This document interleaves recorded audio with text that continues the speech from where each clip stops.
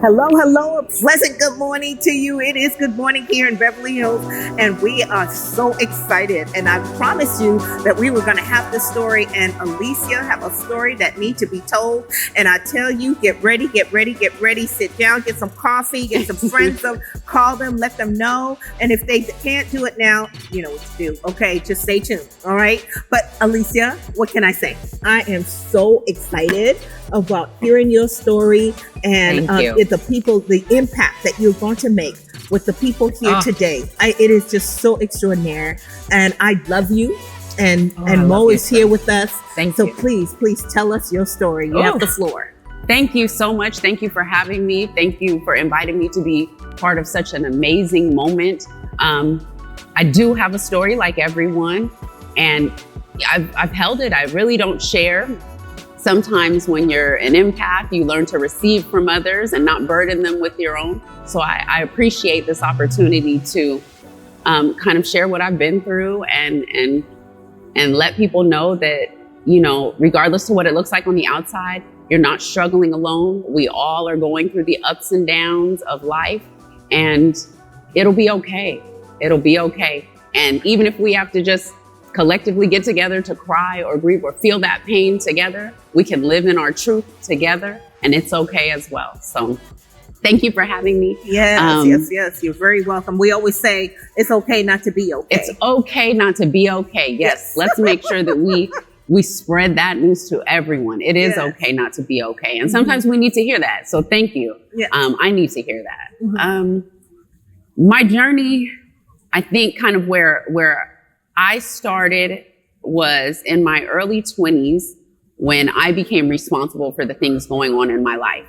That was, it was a really challenging time because, you know, you go to college, you try to figure out what you want to do. For me, I got married very early and kind of thought that I was going to live a life of fairy tales, right? That's what we're taught. And unfortunately, life has been anything but the fairy tale, but still an amazing story. And I feel like I've overcome and I'm capable. Whew. I've been in the mortuary industry for about 23 and a half years now. And it's one of those things where usually people who are in this industry start off as a legacy. Legacy means someone in your family previous to you was in the industry or established a business, family owned, something like that. And then you continue their work. For me, it wasn't like that. I got married early, which means, unfortunately, I didn't have the tools of communication and resolution in my tool belt just yet. And so that union quickly began to dissolve. And it was tragic for me. I took it really personally. I don't like to fail at life, so to speak. We're high achievers, as you know. And I really took that as the kind of loss that everyone would be able to see. In my years of training, grief psychology, and going through this mortuary work, you realize that not all loss is connected to death, so to speak. And so one of the first impactful losses that I experienced was the loss of my marriage. It was very hard for me. I had been with the gentleman since we were 11 and 12 years old. We came up together and we thought, you know, just like any other kids, like, it's going to be perfect. We're fine. It's going to be great. When I lost that relationship, it was challenging. And around the same time, I ended up losing my first niece. She was 7 years old. And my older sister who was amazing, one of those people that you just strive to be like. She was in the Junior Olympics. She was a track star. She actually ran in state pregnant with my niece and medaled. I mean, it was amazing. And this was the first little girl to call me auntie, which, as you know, is a title that I hold near and dear to my heart. And unfortunately, she passed away unexpectedly at the age of 7 while she was at school with her friends. It was tragic. She was literally playing out on the schoolyard. She was jumping rope with her friends, and her heart seized, and she collapsed. And the school and her friends called for help, but she was unresponsive by the time help arrived. It was challenging to hear, but it was also challenging to see my sister, such this pillar of strength,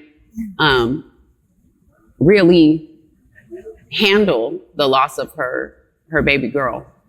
My family reacted to that. Of course, we went to services traditionally, and there was nothing that anyone could say, no amount of dressing up, no amount of photos and hugs that seemed to be able to take the edge off that kind of pain. We had such high hopes for her. We were excited for every birthday. We were excited for my sister and her journey. She had just had a new son, so she had her boy and girl, right? She was done. It was wild. So at that point in life, that was my second loss, kind of back to back. And then directly within that same time period, my grandfather on my father's side was struggling with dementia.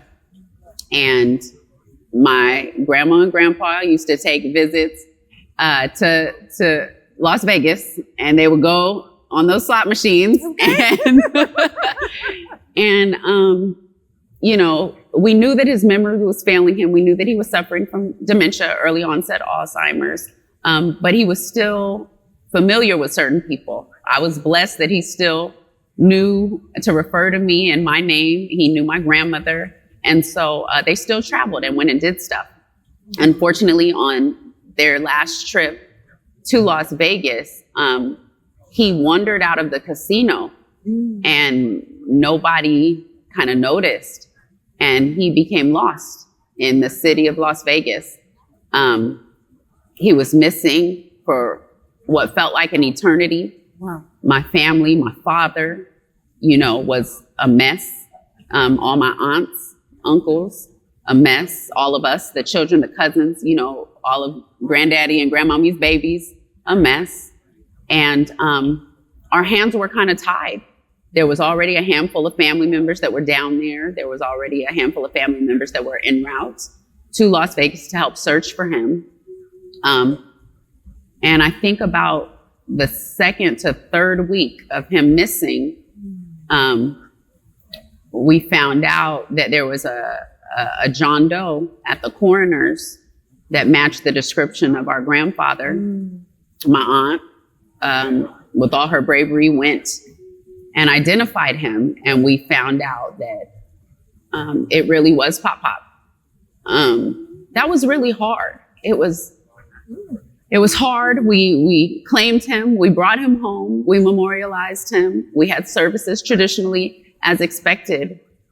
And I think by that point in my life, I just felt empty. I felt broken. I felt like I had experienced so much loss and so much tragedy that I didn't know what to do next. I felt like it was going to be really difficult to kind of see what the next day would hold in store, because we were just thinking about all the negativity that had occurred. We went to the funeral. My grandfather, who was very fair-skinned, much like Mo, we realized that his color had changed, his hair had changed, just from the amount of time that had lapsed between him passing and us finding him and able to claim him and bring him home. And we still had services. We still had an open casket. We still had a full viewing, which I understood. Traditionally, Southern Baptist, you know, sometimes you have to see it to believe it. And my family insisted on seeing the end result of this really dramatic story that had occurred. But we were also on the heels of my niece unexpectedly, and then me personally still dealing with, I think, finalizing my divorce, like the paperwork. I don't think the ink was even dry on that. And I think for me, it was just too much. And I couldn't stop crying. I was sad. And while I may not have been crying outside, my heart was heavy. And there wasn't really anyone that could support me through that, because everyone that I knew had experienced all of those same things. So I started volunteering at the local mortuary. Wow. Such a weird thing to do, but I felt like only people that had experienced that kind of loss could understand the pain that I was in. And also because nothing had worked. And I think we're about maybe 6 months down the road from when this occurred. I felt like it was the only place where my tears were acceptable, where I could wail and cry and it was okay. Sometimes, beautiful places like Beverly Hills, when you're outside and looking at the glory that is, California blue sky, it just doesn't feel appropriate to allow your grief to be visible. And thank goodness I had a home in our local mortuary, and they didn't ask any questions. I said, I'd just like to come and hand out memorial pamphlets if possible. I won't say anything. I won't be offensive. I'll be quiet, but however I can help, because I felt like I could identify with the pain that these strangers were going through. And that's what I did. I went and I volunteered and I handed out memorials and tissue and water bottles, and I ushered people into certain rooms and I prayed with people and I hugged people, which is a big deal because I am not touchy-feely like that. But it felt good. It felt like I was able to it felt real. And I was able to identify the pain that I was feeling by being in the environment where the pain was familiar. From then, I started doing a little bit of research and decided that I would enter mortuary school and I would seek a mortuary science degree and see if there's anything that I could do for families that were grieving that may not have been done for myself or my family during their time of need. Something in me just said, I could do this better. Wow. And I was determined. So I told my family, I let them know that I was going to enroll and apply to mortuary school and I'd be leaving the state. It was challenging. Yes. Right? I don't think anyone, especially with the modeling background that we have, the child actor background, all the headshots that we had, understood or really could get in line with the fact that I was now going to dedicate my life to the pain that I had just experienced. But I also knew I had to do something to seek healing from that brokenness. And while I didn't have a plan, I felt like perhaps if I could dry someone's tears, if I could hand out enough memorial photos, maybe my heart wouldn't be as broken. And so that's what I did. I committed. I told my mother that I was leaving, which was not easy. No. I am an only child. She always calls me her one little chick. So that was a hard sell. But I did, and she was supportive as always. Always. And I left, and I spent 2 years out of state with extended family, cousins, everyone that was my support system and understood the journey that I was on, opened their hearts to me, opened their homes to me, offered me opportunities to work, offered opportunities to have transportation, fed me, clothed me, and really just allowed me to be okay with the decision that I had to help others, and supported me as an adult, a young adult, but still an adult, through that part in my life.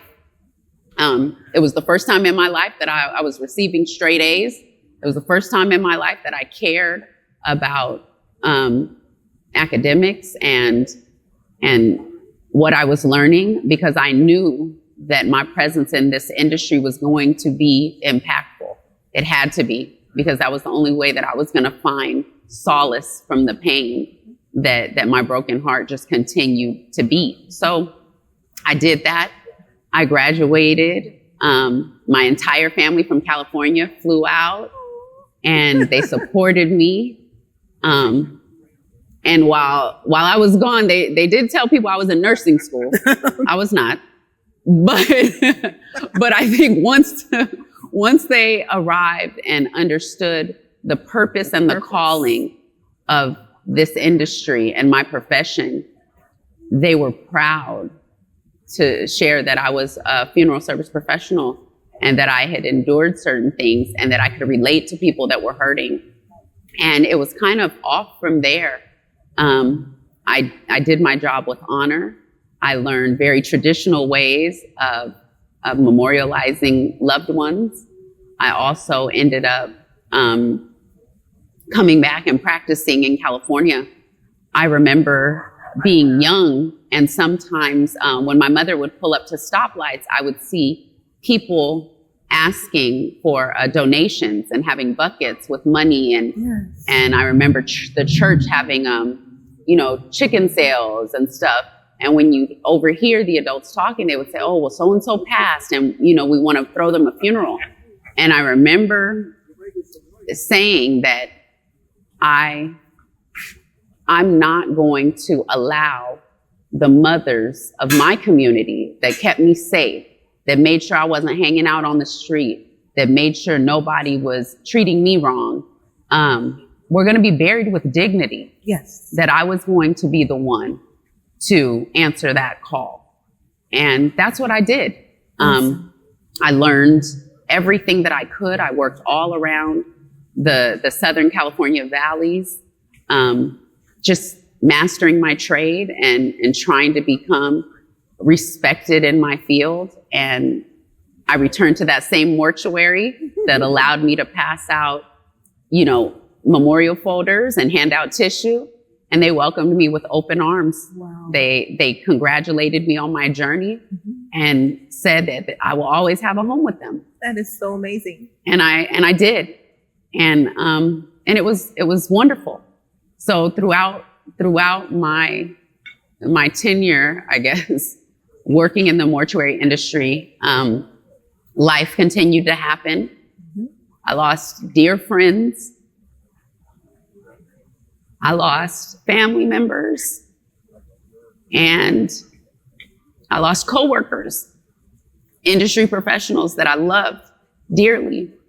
But in that, I also met a network of caring individuals that were willing to pour out to others. And that's what I related to.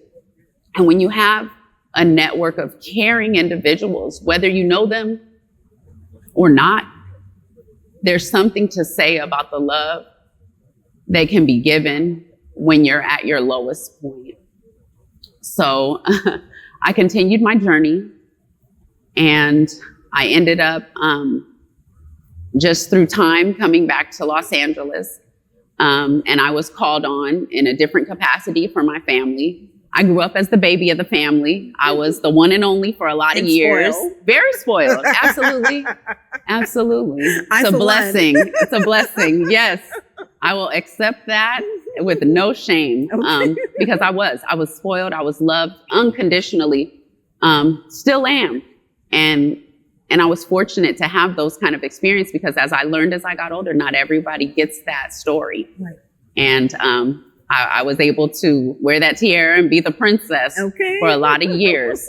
And then when it was my time, as we all kind of go through life and get to the journey where those positions change, the caregivers, they now become in need. They're up in age, maybe not working, retired, different things started to happen. In my family, we had illnesses such as cancer, various women's cancers. It became really, really challenging to understand and see, why these things were happening. But I also understood that these are the same people that spoiled me, that loved on me, that cared for me. So if there was one thing I knew how to do, it was care for them. And that's what I began to do. My mother and I are two peas in a pod. She is spicy. I don't know if anyone knows her. here besides you, but I know my your sister. friend. Okay, Yeah, yes. She's my sister from another mister. Yes, okay? absolutely. I have always said my mother is loving. She is the most loving porcupine you ever want to meet. Mm-hmm. She want to hug you all the time, but it might hurt a little. So in that, I had the opportunity of bonding with her youngest sister. She was 2 years younger, my Aunt Cheryl. And I became her baby, and her daughter was more resembling my mother. So just like siblings kind of do that, that's exactly what happened. It's what happens. I think it's the universe, it's God making sure everything is fair. Those same things that you maybe fought with your sister or your siblings about, as soon as you create a human, it's all the things that you admire about them and poured into them in that same reflective glass. So that's exactly what happened with us. And then I also had my older cousin that was about 13 years older than me, that was my designated babysitter that I would be dropped off with and different things like that. And both of them ended up suffering from breast cancer at the same time, which was really challenging. My mother also went through that journey as well. Thank goodness. She's still in remission. But directly after that, my grandmother was diagnosed with dementia, the early stages. And so it was really challenging to kind of switch places from the baby, everyone's little princess, to caregiver. But I also felt a sense of respect and, I'm not a little baby anymore. Yes. And not only am I not a little baby, these are the people that taught me how to woman, coming to me and saying, hey, I'd like to get my affairs in order. And so we did that. I sat with each and every woman that raised me and taught me how to be strong, how to be resilient. And I walked through the journey of saying goodbye to the life that they created for me and their families. And while it wasn't easy, it was such an honor to be looked at as the responsible person that they knew would continue to care for their family, to care for their businesses that they had established, to care for the properties that they had acquired. It was a moment, and I had to rise to the occasion, and I did. And it wasn't easy. It's not easy to see people that are pillars of strength brought down by illnesses or deteriorating brain cells. I mean, these are the most intelligent people. These are the strongest people you've ever seen, reduced to asking if you can help them, with a straw in their water and, adjust their pillow because they can't do for self. It was hard. It was really hard. But I did it. And I did it because I wasn't too embarrassed to tell people that I needed help, that I was broken, and that I was overwhelmed emotionally. My pride had to be put to the side, and I had to show my vulnerability. And that's what I did. And as soon as I did that, I received such an outpouring of love and support and understanding from people. Because as I said, these aren't stories that you just share on a beautiful sunny day. And as soon as I became transparent with my walk, I heard stories from other people that were just waiting to be able to share the similarities that they had gone through and the tips on how they got through these dark moments.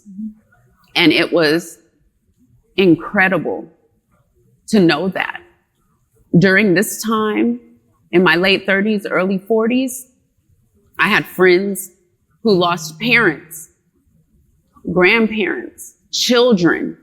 It was awful to think about, but there was something so loving and so special in the vulnerability, in sharing what breaks us down to our knees. Yes. I was honored when friends started calling me to care for their VIPs, to care for their moms and grandmas and aunties, the people that raised them. I felt honored that they would entrust such a valuable moment, not just for their healing, but for their entire family. They trusted me. Of course. I mean, look, the love, the respect, and it's the biggest honor I've received to this day, because I know how I am about mines. So to know that other people who share that same sentiment about theirs would say, but there's one person I'm gonna call. There is one phone call I'm gonna answer. There's one person that's worthy of this that I trust will help get me over this. And I'm honored and I'm proud to do what I do and be able to be that person. That maybe there's a little narcissism in that as I hear it back. Well, the Leo in me. I'm so proud. I'm so proud of you and all that you do. And Thank it's you. totally amazing. Thank you. The journey and to see and knowing your family and knowing what has happened and you saying it and reliving it, reliving your pain really hurts. It's just like reliving that again. It never goes away. It never goes It away. never goes away. No, but that's okay, because you learn how to live within the pain. It's like a dance, right?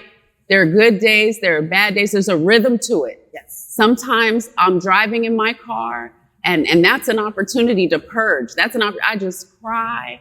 And it may be a butterfly, a yellow butterfly. Yellow butterfly. Yes. It may be a song, it may be just a quick memory. Sometimes it's, in the eyes of the little girl that I'm so privileged to be raising. Sometimes it's her that just allows me to understand that it's okay to not be okay. Amen. This past July, I said goodbye to my grandmother. Her birthday is in 5 days. Anyone who has a Sagittarius in their life, baby, as soon as December hits, Christmas, Christ, all that is wonderful, but it is Sag season. And in my family, it was no different. The house would be decked out in birthday cards and baby Jesus. We got the tree is up directly after. Grams was the reason for the season. And as much as I love being a little solar powered August baby, my two younger cousins that shared a December birthday with my grandmother, baby, I always felt a way. Okay. I always felt a way. There was something I would never be able to tap into. And this will be the first Christmas and the first birthday without her. Yes. I don't know how it's going to feel, but I know that it will set the tone. So I'm committed to being present, and I'm committed to her memory, and I'm committed to not hiding out this year. Yeah. Not overbooking myself with work. No. Not escaping to Anguilla. It's a beautiful island. I will be present, and I will acknowledge everything that she has taught me. I hear her voice daily. She was like a mom. When your mom is 19, when you're born, there's a lot that she's still navigating as a woman before she can impart that wisdom onto you. And for me, my grandmother was gracious enough to allow my mother the opportunity to grow up even while I was there. And she wrapped me in her arms, and she did her job in assisting my mother in raising me. And we had a bond that was absolutely incredible. Absolutely incredible. And this season is painful, but I'm so grateful for these moments because I still believe that the universe, Momo, Grams, Aunt Cheryl, they're right here. Karen, I believe that they're still working in our favor. Yes. You called me at such a wonderful time. You reached out. And while I may not be in a season of healing completely yet, I am in a season of processing and acknowledgement. And that's kind of what I wanted to do. I want people to know, like you said, it's okay not to be okay. Yes. But there's still an opportunity to rebuild. Yes. There's still an opportunity to heal. There's still an opportunity to look forward at what life has to offer you. It may not be the vision that you thought, but I promise you with an open heart, it's not that bad. Yeah. It's not that bad. The unthinkable. The unknown. The unknown. That's what really just gets to the core of oneself. And you want to know, well, okay, am I going to make it another day? But, you know, so many days like that. But so many days. Not promised. So that's why we have to give it our all. And I commend you for what you say about, you know, with Thank your you. grandmother. The first time Christmas without Mo was really tough because, you know, it was also Christophe's birthday. Yes. But all is well. You know, Her baby. the only thing that I would say is that think of her, talk of her, you know, of her, because this is, you guys are her legacy. You know what I mean? Very much so. And she left such a beautiful legacy behind, Very you much know, so. and she's still there. You know, we are spirit mind. We are in this world, but we're not of this world. Yeah. And so she got her wings, and Absolutely. we have to now work our journey Yes. to get our wings. And so I just want to say thank you. Thank you. Thank you so very much for sharing your story. Your stories are incredible. I know it's going to touch so many lives and Thank doing you. so many good things. But all I just need you to do one more thing for us. Yes. If you would just look into this camera and talk to this one who is contemplating suicide and just think that they just want to give up because of a loss. Tell them how important it is to turn their pain into purpose. Pain is uncomfortable. Pain is absolutely uncomfortable. And I have a very interesting relationship with life and death. I believe you have the right to live and you also have the right to die. But I do want to encourage you to understand that sometimes our pain can be healing for others. When we have a purpose for our pain, something beautiful can come out of it. So if you're thinking about feeling like you're not enough, this is too much to endure, and you don't want to continue, it's okay to feel that way. I felt that way too. And if you catch me on a good day, I might feel that way, you know, now. But I've learned that taking a minute and sharing that with someone gives them the opportunity to pour into what feels so empty. So if that's how you feel, you don't want to go on. Life is enough and you've had enough. I understand that and I hear you. But I beg and ask that you give the people that are out here that love unconditionally one more chance to pour into you and see if that helps before you make such a drastic choice, because there's no coming back from that. And the ripple effect can be devastating. And while we're in our pain, we're not thinking of others. Just know that someone loves you. I do what I do every day. I say I'm up to my elbows in guts every day for strangers, people I've never met, because I'm supposed to. There are things that we're supposed to do. Find someone, find me. Let us love on you a little bit. Let us hug you. Let us hold you, cry in our arms, metaphorically or literally, before you make that choice. It is possible to overcome. I pray for you. I love you. and I wish you the best. Whew, what can I say? Baby girl, you're just totally incredible. Thank you so very much for being here, See, My guys, pleasure. I did tell you that this story is so incredible. Stay tuned for part 2. We will have that maybe next year sometime to let you know more about Alyceia, where she's coming and her journey, because we all evolved and we all have a time. But thank you again for staying tuned. That's what the Monique Woolley Foundation is all about. We are here, and let's not forget about next Saturday. Yes. Very excited about that. Excited Can't about wait. honoring you. Yes, Oh. definitely. So we appreciate you. Thank you so much for tuning in. And we always say, when feeling Blue, think think yellow. yellow.